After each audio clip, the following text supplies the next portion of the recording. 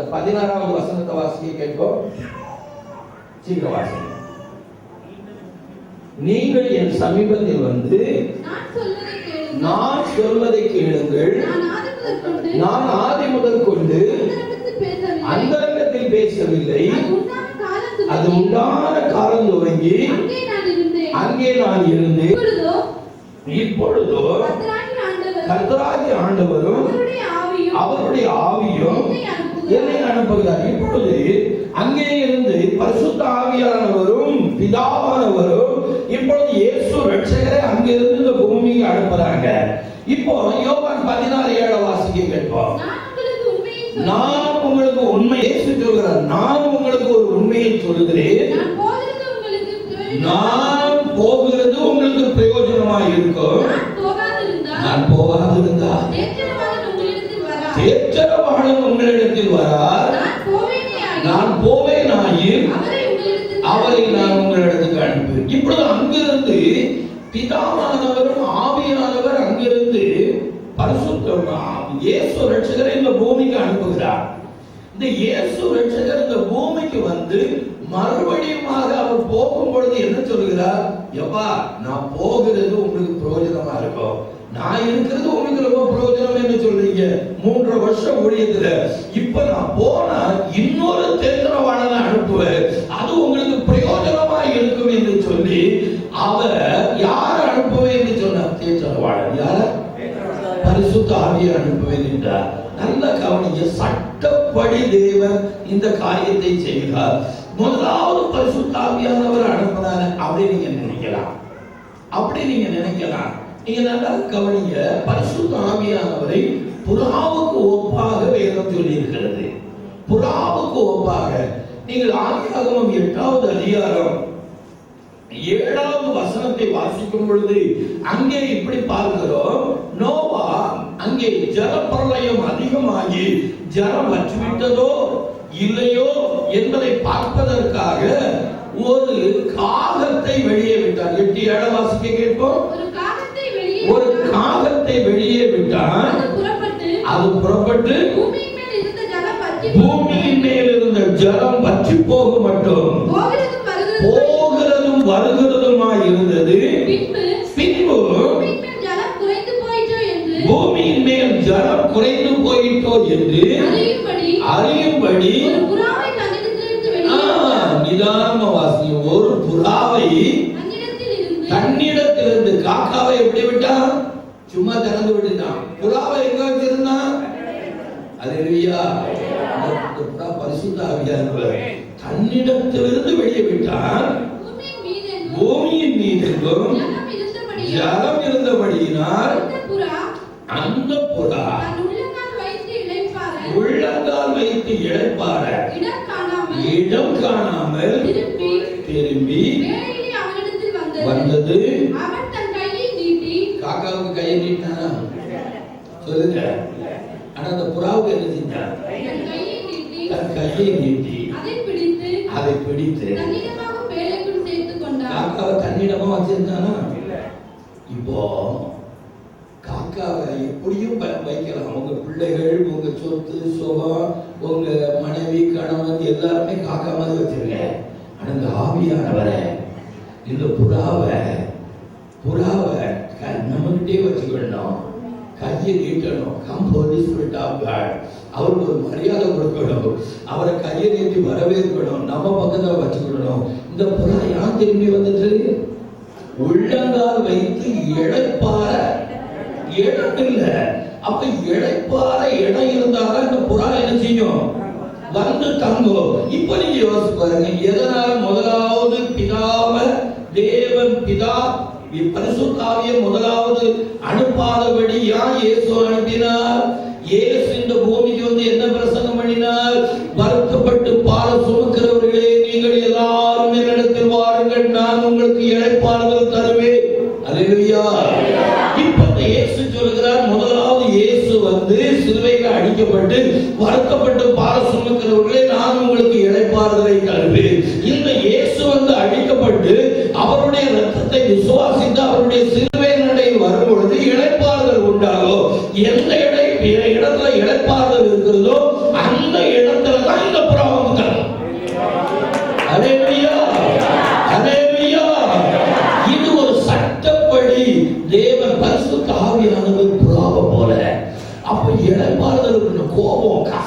எரிச்சல் இருந்துச்சுன்னா இந்த புறா பறந்து போயிடும்.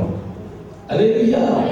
அதனால இந்த புறா ஆவியானவர் அவ்வளவு மென்மையா, அதான் எபேசியர் 4:30 சொல்லுது, அன்றியும் நீங்கள் மீட்கப்படும் நாளுக்கென்று முத்திரையாக பெற்ற பரிசுத்த ஆவியை துக்கப்படுத்தாதீர்கள். அவரை துக்கப்படுத்தவே கூடாது, அவரை துக்கப்படுத்தக்கூடாது. இன்னைக்கு நான் தேவ சங்கத்துல இருந்து சொல்கிறேன், ஆண்டவர் அவரை துக்கப்படுத்தவே கூடாது. எல்லாரும் சொல்லுங்க, அவரை துக்கப்படுத்தக்கூடாது. இதுவரைக்கும் நீங்க துக்கப்படுத்திருக்கலாம், இனிமேல் அவரை என்ன செய்யக்கூடாது, துக்கப்படுத்தவே கூடாது. இப்ப நீங்க எசேக்கியேல் 47வது அதிகாரம் 1-2 வாசிங்க.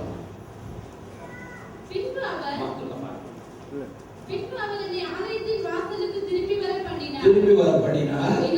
இதோ வாசல் கண்ணீர் புறப்பட்டு கிழக்கே ஓடுவதாய் இருந்தது. ஆலயத்தின் முகப்பு கிழக்கு நோக்கி இருந்தது. அந்த தண்ணீர் ஆலயத்தின் வலதுபுறமாய் பலிபீடத்திற்கு தெற்கே பாய்ந்தது. இப்போ இந்த பகுதியில நம்ம பார்க்கிறோம், இந்த கடைசியில நம்ம பார்க்க போகிறோம். அதற்கு முன்பாக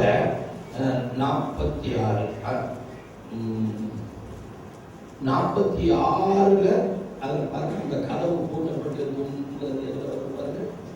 சீக்கிரம் பாருங்க, சீக்கிரம் பாருங்க. கர்த்தராகிய ஆண்டவர் சொல்லுகிறது என்னவென்றால், இல்லை இல்லை இல்லை, பின்பு புறப்பட கடவன், அவன் புறப்பட்ட பின்பு வாசல் பூட்டப்பட வேண்டும். இல்லை இல்லை, சரி, அந்த வாசல் சாயங்காலம் மட்டும் பூட்டப்படாது. இல்லை இல்லை இல்லை, ஒரு நாளிலும் மாத பிறகு திறக்கப்படாது.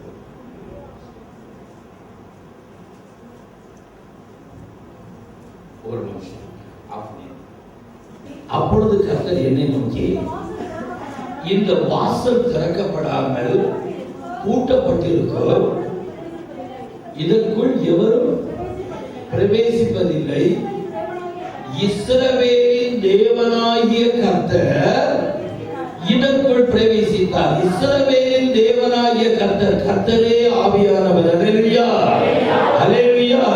இந்த இஸ்ரவேலின் தேவனாகிய கர்த்தர் இந்த இது உள்ள பிரவேசித்தாரா, அதனால இந்த கதவு என்ன செஞ்சிருக்கணும், பூட்டப்பட்டிருக்க வேண்டும். அல்லேலூயா.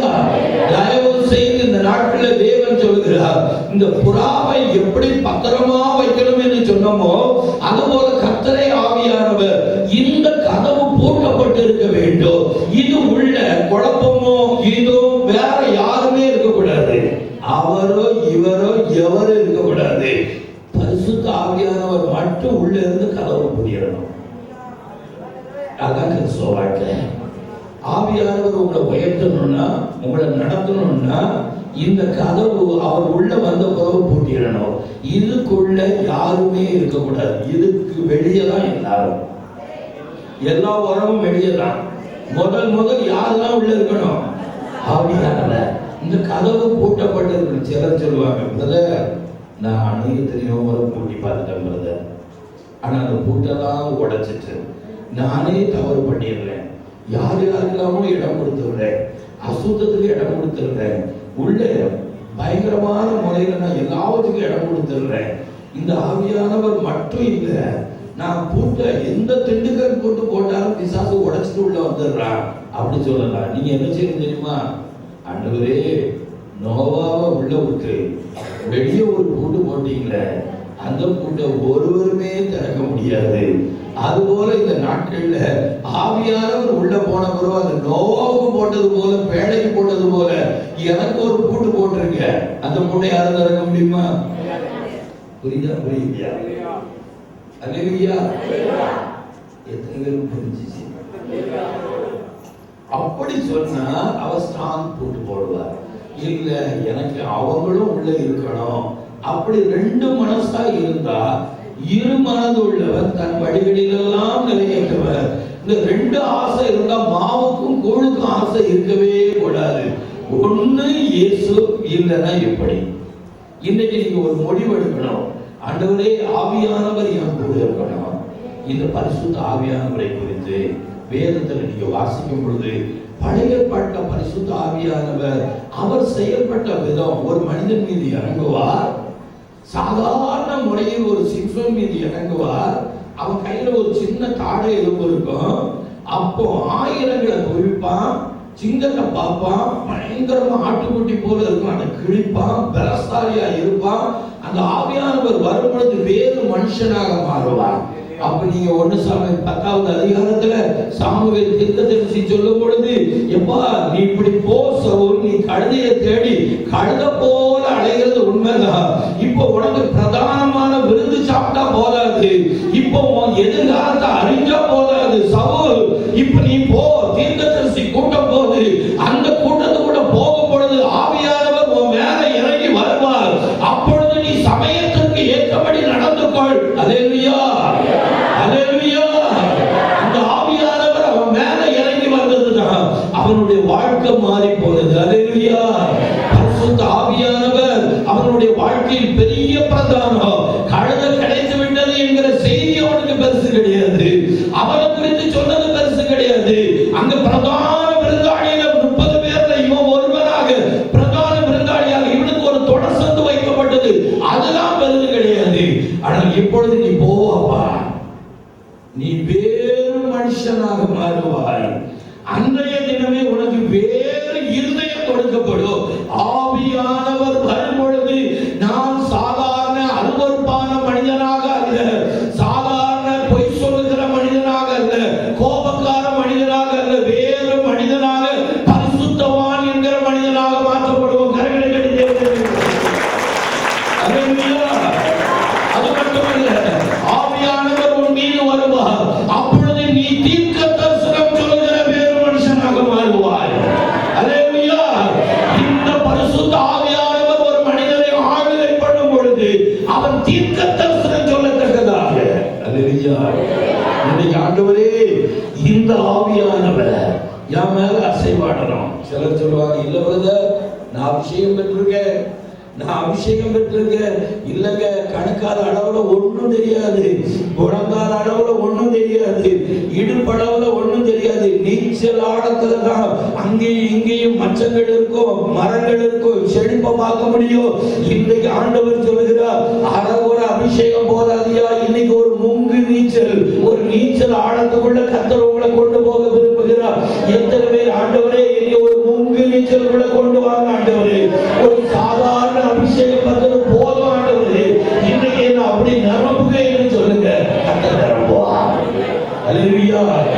மறுதலித்த பேதுரு, பின்வாங்கின பேதுரு, எப்பொழுது நேரலை வீட்டிலே ஒரு காற்று வீசி அக்கறை மயமான நாவுகள் இறங்கி வந்ததோ அப்பொழுது அவர் வேறு மனுஷனாக மாறினார். அவருடைய நிழல் அற்புதத்தை செய்தது.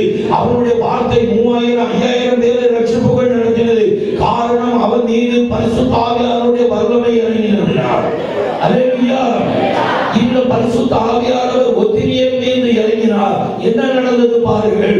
அருமையான தேவனுடைய ஜனமே, யார் மீதெல்லாம் பரிசுத்த ஆவியானவர் இயேசு ரட்சகர் 30 வருடமாக அவர் இந்த பூமியிலே வாழ்ந்தாலும் அவர் எந்த அற்புதமும் செய்யவில்லை. அப்போஸ்தலர் 10:38 சொல்கிறது, தேவன் அவரை பரிசுத்த ஆவியினாலும் வல்லமையினாலும் எப்பொழுது அவர் அபிஷேகம் பண்ணினாரோ, எப்பொழுது ஞானஸ்நானம் எடுக்கும் பொழுது புறாவை போல் ஆவியானவர் மேலே வந்தாரோ, அந்த நிமிஷ நேரத்திலிருந்து தான் அந்த வல்லமையினால் அவர் அற்புதங்களை செய்தார்.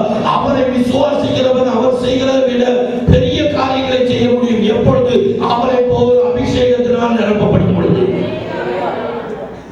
இன்றைக்கு இந்த நாளிலும் அநேகரை தேவன் அப்படிப்பட்ட பரிசுத்த ஆவியினால் நிரப்பி இயேசு ரட்சகர் இந்த பூமியிலே எப்படி ஒரு எலியாவை பின்பற்றின எலிசாவினுடைய வாழ்க்கையில் ஒரு நாளில் சால்வை விழுந்ததோ, சால்வை விழும் பொழுது அவன் எலியா சாணத்திலிருந்து செயல்பட்டானோ, அதுபோல் பரிசுத்த ஆவியானவராகிய சால்வை 120 பேர் மேல் விழுந்தது போல இந்த சபையிலே விழப்போகிறது. இப்பொழுது நீங்கள் எலியா சாணத்தில் அல்ல, இயேசு ரட்சகரின் சாணத்தில் மாற்றப்பட போகிறீர்கள். அல்லேலூயா. அல்லேலூயா. அப்படிப்பட்ட ஒரு தேவ வல்லமை நான் வாழ்ந்த பிள்ளைகளுக்காக நான் தேவனை ஸ்தோத்திரிக்கிறேன். இயேசுவுக்காக வைராக்கியமாக பரிசுத்தாவின் வல்லமையில் நிரம்பி இயேசுவை அறிவிக்கிற கூட்டங்கள் அதிகம் இருக்கிறது. ஆனால் பரிசுத்தாவின் வல்லமையினால் நிரம்பி இருக்கும் பொழுது இயேசுவை அறிவிக்க நிரூபிக்கத்தக்கதாக அவர்கள் மாறுவார்கள். இன்று தேவன் அப்படி மாற்றப் போகிறார். அல்லேலூயா. இந்த பரிசுத்த ஆவியானவரே வேதம் பலவிதமாக சொல்கிறது. காற்று என்று ஒப்பனையாக சொல்கிறது, எண்ணெய்க்கு ஒப்பாக சொல்கிறது, தண்ணீர் ஒப்பாக சொல்லுகிறது, புறாவுக்கு ஒப்பாக சொல்லுகிறது. இன்னும் சில காரியங்களை பார்த்து நாம் தெரிவிக்க போகிறோம். காற்று மேலறை வீட்டிலே அந்த காற்று வீசினது, இது ஒரு வித்தியாசமான காற்று. அங்கே சீமோன் இருந்தான். சீமோன் இருந்தான். சீமோன் என்றால் என்ன பேரு சொல்லுங்க? சீமோன் என்றால் நாணல். நாணலாக ஒரு மனிதன் அங்கே இருந்தான். பேதுரு நாணலாக இருந்தான். இயேசு அவனை பார்த்து கேவா என்று சொன்னார். ஆனால் அவன் இயேசுவோடு இருந்தாலும் அவன் நாணலாகவே சீமோனாகவே இருந்தார். சீமோனாகவும் கேவாகவும் மாறி மாறி இருந்தார். எப்பொழுது மேலே வீட்டிலே ஒரு காற்று வீசினதோ அந்த காற்று நாணலை அசைக்க வேண்டும். ஆனால் அந்த காற்று வித்தியாசமான காற்று அவனை பாறையாக மாற்றினது. இயேசு அவனை குறித்து என்ன சொன்னாரோ இந்த காற்று வீசும் பொழுது அந்த வாக்குத்தத்தத்தின்படி அவன் மாறினார். அதுபோல தேவன் உங்களை குறித்து என்ன திட்டம் வைத்திருக்கிறாரோ அந்த திட்டத்துக்கு விரோதமாக நீங்கள் ஒரு கிறிஸ்துவ வாழ்க்கை வாழலாம். இன்று ஒரு காற்று வீச போகிறது. அந்த காற்று உங்களை சீமோனாக அல்ல கேவாவாக மாற்ற போகிறது.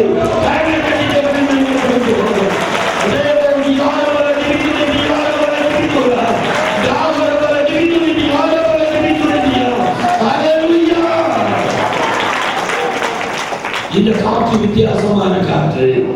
இந்த காற்று கீழ்காற்று வீசினால் வெட்டுக்கிளி வரும், மேற்காற்று வீசினால் வெட்டுக்கிளியை கொண்டு போக முடியும்.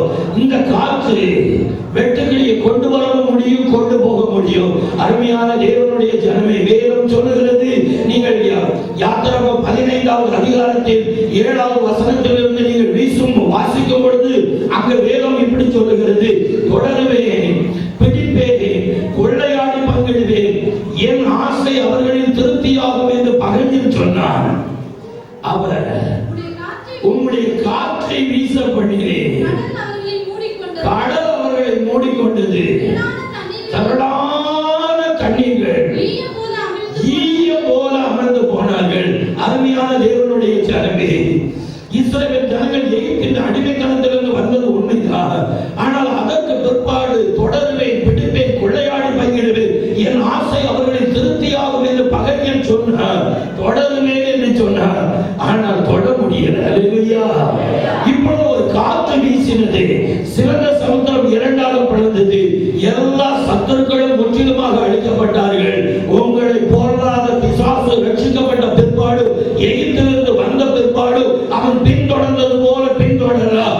இன்று காற்று வீச போகிறது. உங்களுக்காக சிறந்த சமுத்திரம் திறக்க போகிறது. நீங்கள் முன்னேற போகிறீர்கள். உங்கள் சத்துருக்களுக்கு தேவன் ஒரு முடிவை கொடுக்க போகிறார். அவர் சொல்லுவார், இன்று காண்கிற ஏற்று இதை காண்பதில்லை என்று சொல்லுவார். அல்லேலூயா. அந்த வார்த்தை எப்பொழுது சொல்லப்பட்டது? எப்பொழுது இந்த காற்று வீசப்பட்டதோ அப்பொழுது சொல்லப்பட்டது. இந்த காற்று இந்த நாளில் வீச போகிறது. உங்களை தொடர்கிற சத்துருவுக்கு ஒரு முடிவு, உங்களுக்கு ஒரு முன்னேற்றம். உங்களுக்கு பாதை திறக்க போகிறது. அவர்களுக்கு முடிவு. அவர்களை நீங்கள் காண மாட்டீர்கள், காண்பீர்கள் செத்த பிரேதமா, செயலிழந்த சத்துருவாக காண்பீர்கள். அல்லேலூயா, அல்லேலூயா. உங்களுடைய வாழ்க்கையில் இந்த காற்று இந்த நாளில் புதிய மாற்றத்தை, பல வாசல்களை திறக்க போகிறது. இது உண்மை, இது உண்மை. பரிசுத்த ஆவியானவர் அப்படி செய்ய போகிறார். அவர் அப்படி செய்ய போகிறார். இந்த காற்று வித்தியாசமான காற்று. என்னாகமம் 11வது அதிகாரம் 21 நீங்கள் வாசிக்க கேட்போம். சீக்கிரமாக என்னாகமம் 11:20 சொல்லுங்க. அதற்கு மோசே, என்னோடு இருக்கிற காலாட்கள் 6 லட்சம் பேர் புசிக்கும்படி அவர்களுக்கு இறைச்சி கொடுப்பேன் என்று சொன்னீரே. ஆடு மாடுகளை அவர்களுக்காக அடித்தாலும் அவர்களுக்கு போதுமா? மச்சங்களை எல்லாம் சேர்த்தாலும் போதுமா? அதற்கு கர்த்தர் மோசேயை நோக்கி, கர்த்தருடைய கை குறுகி இருக்கிறதோ, என் வார்த்தையின்படி நடக்குமோ நடக்காதோ என்பதை இப்பொழுது நீ காண்பாய் என்றார். அல்லேலூயா, அல்லேலூயா. இப்பொழுது அற்புதத்தை பார்த்த மோசே, அற்புதத்தை செய்த மோசே இப்பொழுது தேவனுடைய வார்த்தையை நம்ப முடியாதபடி, இது எப்படி ஆகும் ஆண்டவரே, இது எப்படி ஆகும் என்று சொல்லி அவன் புலம்புகிறதை பார்க்கிறோம். ஆனா தேவன் சொல்லுகிறார், அப்பா நான் ஒரு மாசம் வரைக்கும் அரைகுறை இல்லை, வயிற்று ஃபுல்லா சாப்பிட்டு மூக்கல வர வரைக்கும் நான் அவர்களுக்கு அற்புதம் செய்வேன், அவங்களுக்கு இறைச்சி கொடுப்பேன் என்று சொல்லும் பொழுது எப்படி ஆகும் ஆண்டவரே? இவங்க வெள்ளை பூண்டை கூட விட்டு வைக்க மாட்டாங்க. இவங்க எப்படி ஆண்டவரே இவ்வளவு ஜனங்களுக்கு கொடுக்க முடியுமா? சமுத்திரத்தின் மச்சங்களை அவன் குறிப்பிடுறான் பாருங்க, சமுத்திரத்தின் மச்சத்தை அடிச்சா கூட காணாது அப்படின்னு குறிப்பிட்டோன்னு ஆண்டவர் பிடிச்சுக்கிட்டார். 11:31 வாசிங்க. அப்பொழுது கர்த்தரிடத்திலிருந்து ஒரு காற்று புறப்பட்டது. அது என்ன காற்று? அல்லேலூயா, அல்லேலூயா. கர்த்தரிடத்திலிருந்து புறப்பட்ட காற்று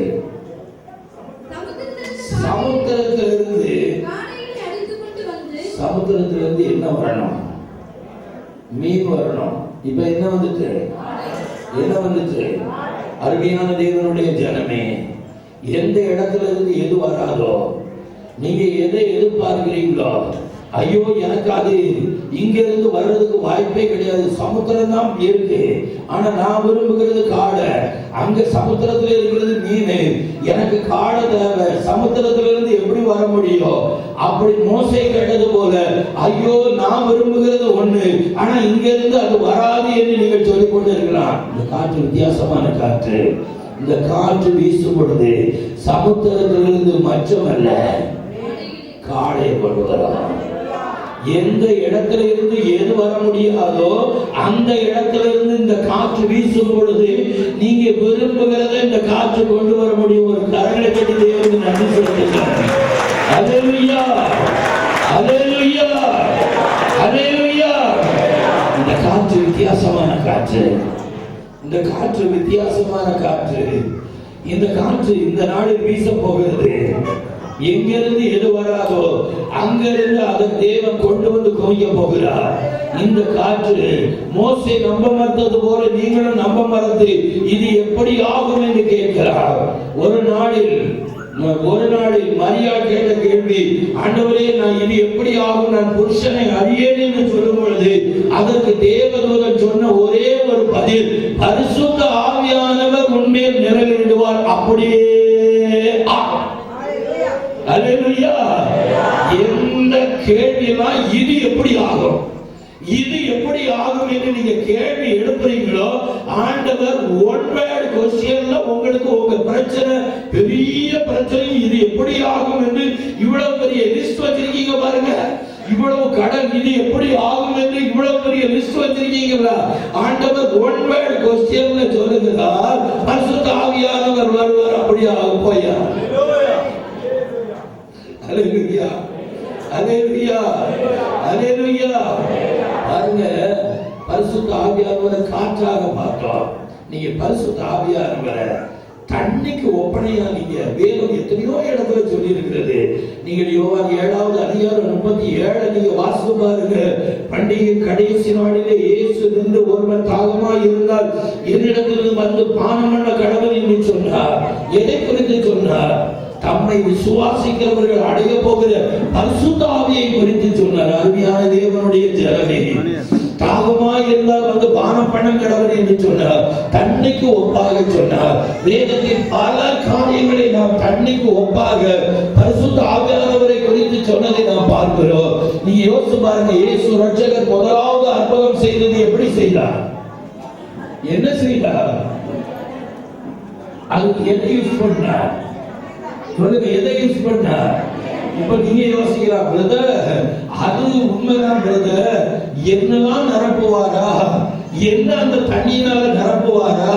நான் அதுக்கு அனுபவத்தை என்று சொல்லலாம். கைகால் கழுவுவதற்கு வைக்கப்பட்ட அந்த ஜாடியைத்தான் தேவன் அந்த தண்ணியை நிரப்புவதற்கு அவர் பயன்படுத்தினது உண்மையானால், நீங்களும் கைகால் கழுவுவதற்கு வெளியே வைக்கப்பட்ட தூக்கி வீசப்பட்ட அந்த உலர்ந்த எலும்பை பார்த்து அதை கால் கொண்டு நீக்க பண்ணினவர். அது மட்டுமல்ல, தூக்கி கைகால் கழுவுவதற்கு வெளியே வைக்கப்பட்ட அந்த கற்சாடியையே அவர் அற்புதம் செய்வதற்கு தெரிந்து கொண்டது போல அதை தண்ணீராக நிரப்பினார். ஒரு குடம் நிரப்பினாரா? நிரப்பினாரா? ஃபுல்லா நிரப்பினார். ஹல்லேலூயா, ஹல்லேலூயா. சிலர் சொல்லுவாங்க, நான் அபிஷேகம் பெற்றுட்டேன், ஒரு மாறுதலும் இல்லை. ஃபுல், அப்பதான் மாறுதல் வரும். நீங்க ஃபுல்லா நிரப்பீங்க, ஒரு கலர் வரும், ஒரு ருசி வரும், ஒரு மனம் வரும். புரியலையா? புரியலையா? இல்லாதவங்களுக்கு, இனிப்பு இல்லாதவங்களுக்கு அதுல இருந்து எடுத்து கொடுக்கிறார். அருமையான தேவனுடைய ஜனமே, இன்றைக்கு இந்த நாள்ல கற்சாடி ஒண்ணுக்குமே உதவாது, ஆகாது என்று தள்ளப்பட்ட கல்லாயானா ஒண்ணுக்குமே உதவாது, ஒண்ணுக்குமே உதவாத கேஸ். ஆண்டவர் சொல்லுவார், இன்னைக்கு நான் ஒன்னியதான் நிரப்ப போகிறேன். ஒன்னிலிருந்து ஒரு கலர் வரப்போகுது, எல்லாரும் காணத்தக்கதாக. ஒரு மனம் வரப்போகிறது, எல்லாரும் முகரத்தக்கதாக. ஒரு ருசி வரப்போகிறது, எல்லாரும் சொல்லுவாங்க, முந்தின ரசத்தை விட பிந்தின ரசம் நல்லா இருந்துச்சு, இவன் வாழ்க்கை முந்தின வாழ்க்கையை விட பிந்தின வாழ்க்கை நல்லா இருக்கு, அப்படி சொல்லுகிற அளவுக்கு உங்க வாழ்க்கைய இன்னைக்கு இந்த தண்ணியினால உங்களை நிரப்பி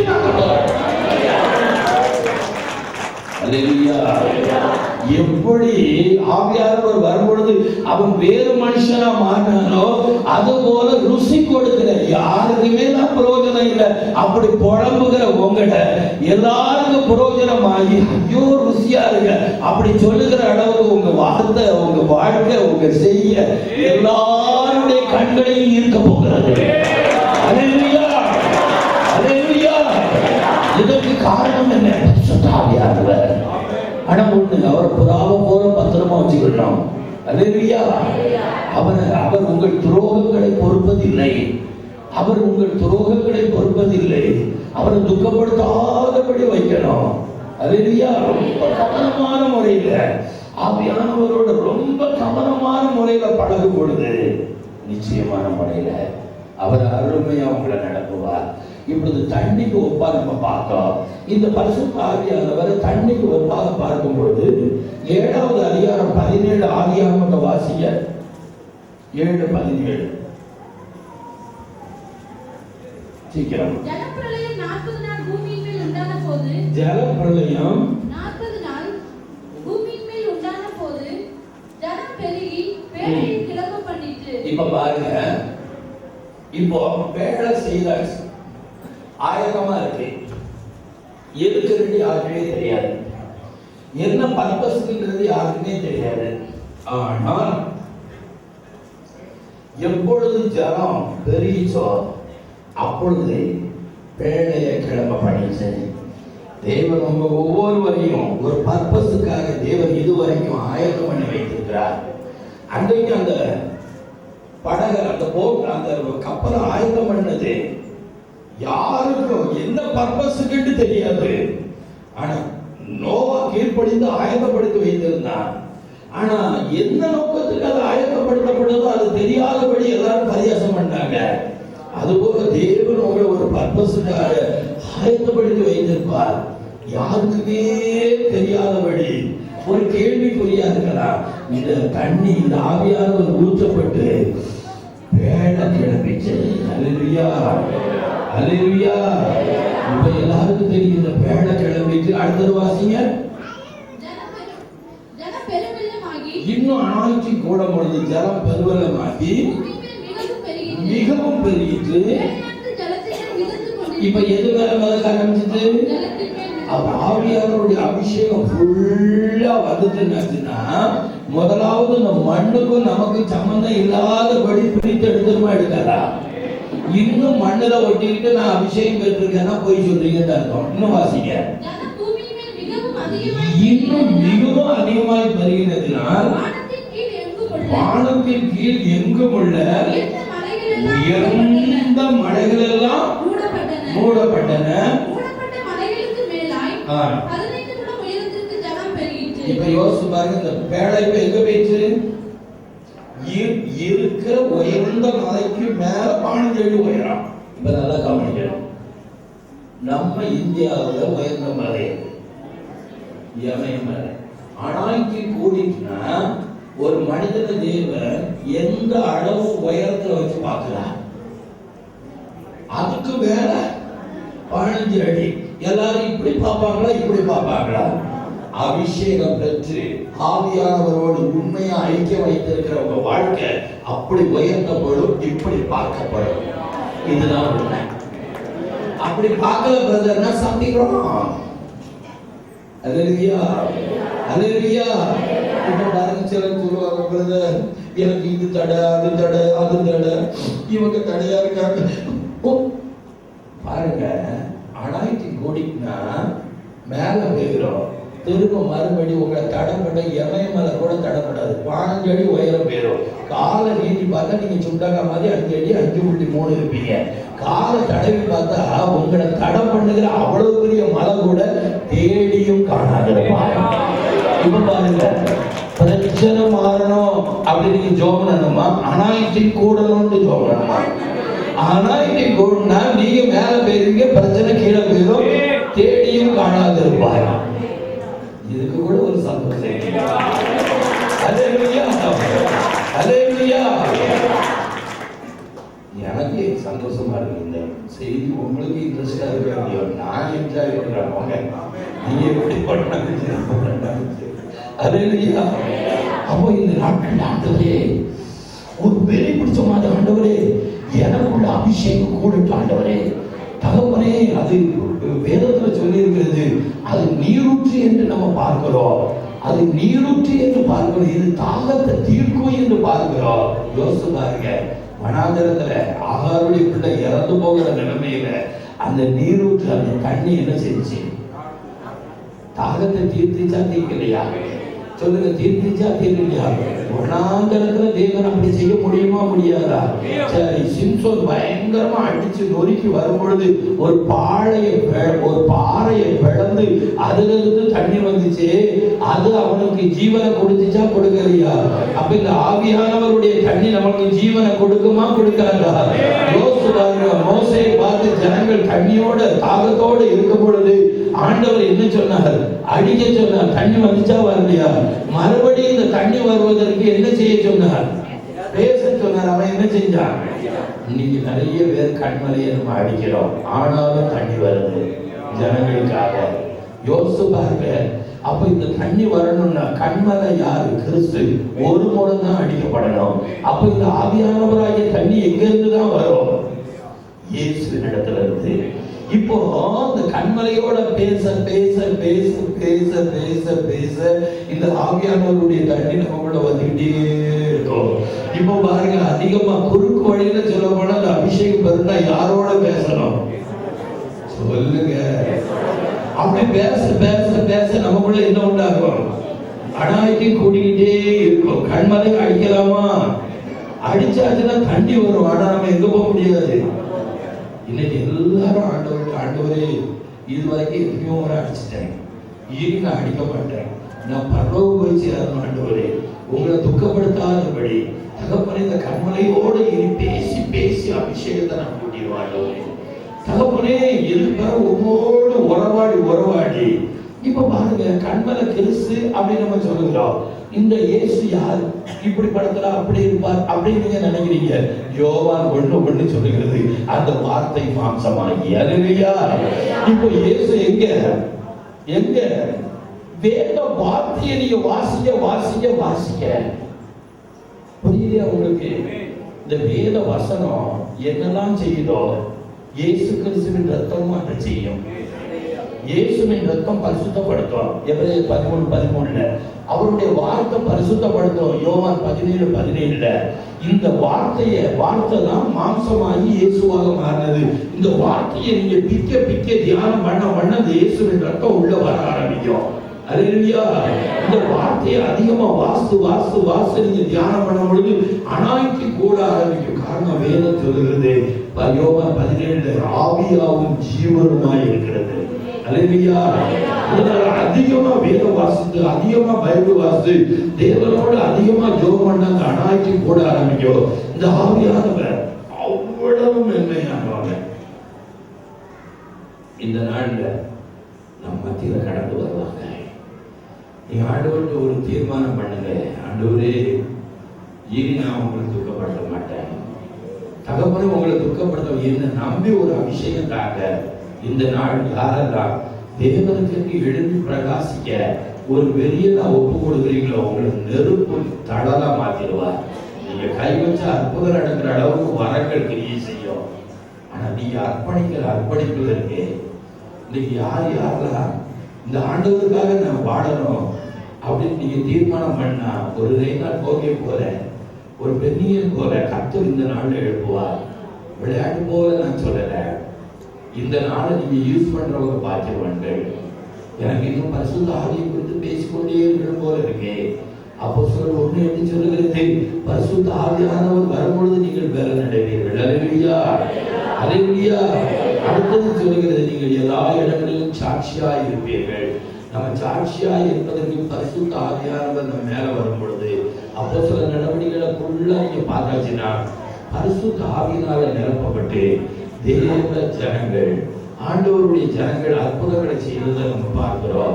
இன்றைக்கு இந்த நாட்டில் இந்த பரிசுத்த ஆவியானவர் காற்றாக, தண்ணியாக நம்ம பார்த்தோம், புறாவை போல பார்த்தோம். எப்பொழுது இந்த புறா மேல வந்து இயேசு ரட்சகர் மேல வந்து அமர்ந்துச்சோ, அப்பொழுது வானத்திலிருந்து ஒரு சாட்சி வந்துச்சு. என்ன சாட்சி? இவர் என்னுடைய நேசகுமாரன், இவரில் நான் பிரியமாய் இருக்கிறேன். இந்த புறாவை மேல வந்துட்டு வைங்க, பரலோகம் சாட்சி கொடுக்கும். அல்லேலூயா, அல்லேலூயா. பரலோகம் சாட்சி கொடுத்துட்டு வைங்க. யோசிச்சு பாருங்க, இன்னைக்கு புஷ், ஒபாமா அவங்க ஒரு பெரிய ஒரு லெட்டர் கொடுத்து கிரீன் கார்டை கொடுத்தாச்சுன்னா, அதுக்கு பிறகு நீங்க போய் அங்க போய் டிக்கெட் எடுக்கணும், வைக்கணும், இது எல்லாம் தேவையா? சொல்லுங்க, அத்தாரிட்டி வந்துடுமா வராதா?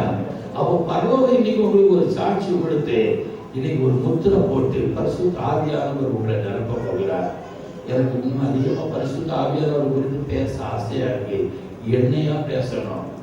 இன்னும் வேதத்துல நீங்க யோசிச்சு பாத்தீங்கன்னா, பரிசுத்த ஆவியானவரை குறித்து வேதம் ரொம்ப தெளிவான முறையில ரொம்ப தெளிவா எழுதி வைத்திருக்கிறது.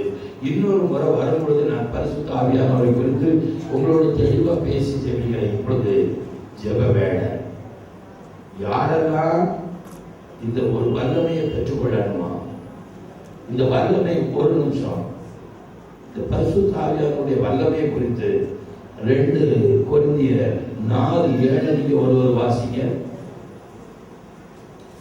ஒருவர் லூக்கா 24:50 வாசிங்க. இந்த மகத்துவமுள்ள வல்லமை எங்களால் உண்டாயிராமல் தேவனால் உண்டாயிருக்கிறது என்று விளங்கும்படி. இது என்னது? இது என்னது? அப்போ இப்ப நீங்க என்ன பெற போறீங்க? பொக்கிஷம். என்னது? இந்த வல்லமை என்னது? பொக்கிஷம். பொக்கிஷத்தை வீட்டுக்கு வெளியே போட்டுட்டு உள்ள போய் தூங்குவீங்களா? எங்க வைப்பீங்க? பீரோவை திறந்து அது உள்ள ஒரு பூட்டு போட்டு அப்படித்தானே வைப்பீங்க. இது பொக்கிஷம். இதே இதுல பழைய ஏற்பாட்டுல பாத்தீங்கன்னா அது வாசிக்கண்டா, அங்க என்ன சொல்லிருக்கு? இந்த அபிஷேகம் என்னும் கிரீடம் அவன் தலையிலே வைக்க வேண்டும். அபிஷேகம் என்பது என்னதான்? கிரீடம். இன்னைக்கு நீங்க என்னத்தை பெற போறீங்க? கிரீடம். தேவன் எதெல்லாம் கொடுக்க போறா? பொக்கிஷத்தை கொடுக்க போறா, கிரீடத்தை கொடுக்க போறா. ஏதோ இல்ல, பொக்கிஷம், கிரீடம். இப்போ பொக்கிஷம் இருக்குன்னு நீங்க எப்படி பொக்கிஷம் கேட்டு பெற்றுக்கொள்ளுங்கன்னா எப்படி கேட்டு, எனக்கு பொக்கிஷம் தாங்க கேட்பீங்க? எப்படி கேட்பீங்க? அடிச்சு பிடிச்சிருவீங்களா? பிடிக்க மாட்டீங்களா? தோண்டி எடுக்கிறதுக்கு ஒண்ணு இல்லைன்னா என்ன செய்வீங்க? நகத்து வச்சது நகம் கை போனா எடுத்துருவீங்களா? எடுக்க மாட்டீங்களா? அதனால இந்த பொக்கிஷத்தை தாகம் உள்ளவர் மேல் தண்ணீரை ஊற்றுவார், வறண்ட நிலத்தின் மீது. அது ஏன் அப்படி சொல்லியிருக்கு? தாகம் அப்படின்னா, தாகம் இருந்துச்சுன்னா எதை ஊற்றுவார்? தண்ணீரை எப்படி ஊற்றுவார்? செம்புலையோ ஒரு கிளாஸ்லயோ ஒரு டம்ளர்லயோ ஊற்றுவார். ஆனா தாகம் ரொம்ப அதிகமாகி வறண்டுட்டு வைங்க, என்ன ஊற்றுவார்? ஆறுகளை ஊற்றுவார். இப்ப நீங்க தாகத்தோட கேட்க போறீங்களா? வறட்சியாக வரைக்கும் காத்து ஆண்டவரே என்ன அளவில்லாம அபிஷேகம் பண்ண போறீங்கன்னு கேட்க போறீங்களா? சொல்லுங்க. இந்த நாள் உங்க வாழ்க்கையில ஒரு பெரிய மாறுதலான நாள். இந்த அபிஷேகத்தினால் நோகங்கள் முறியும்.